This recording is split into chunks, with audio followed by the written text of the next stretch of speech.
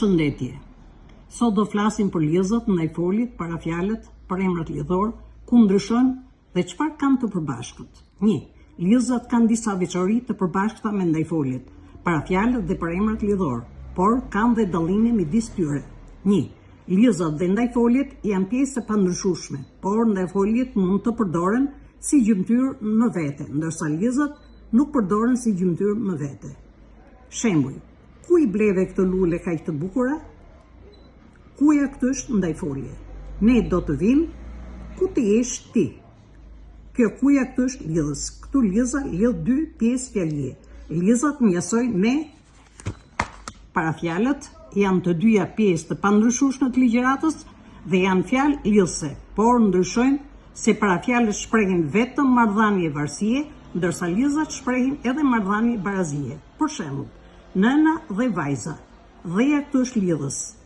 Është lidhës bashkërënditëse shtuese dhe shpreh marrëdhënie barazie. U nisën me autobus. Kjo meje këtu përpara fjalës autobus është parafjalë dhe shpreh marrëdhënie varësie.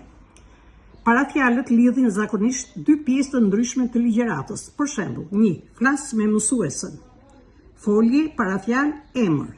Rri me ty. Folje, parafjalë, për emër. Ndërsa lidhat lidhin dy fjalë të së njëjtës pjesë të ligjëratës. Kanë të njëjtin funksion sintaksor në fjali. Të rri apo të iki.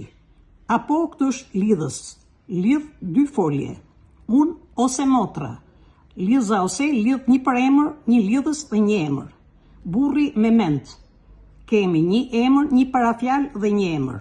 Lidhat dhe përemrat lidhor ngjasojnë sepse të dy kanë funksion lidhës, por ato kanë dhe dallime. Përemri lidhor ndryshe nga lidhja përdoret njëkohësisht dhe si lidhës dhe si gjymtyr fjalie. Për shembull, djali që fitoi konkursin ishte nxënës shumë i mirë.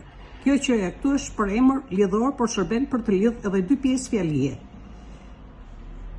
Ke ardhur që të bisedosh me mësuesën? Qëja këtu është lidhës.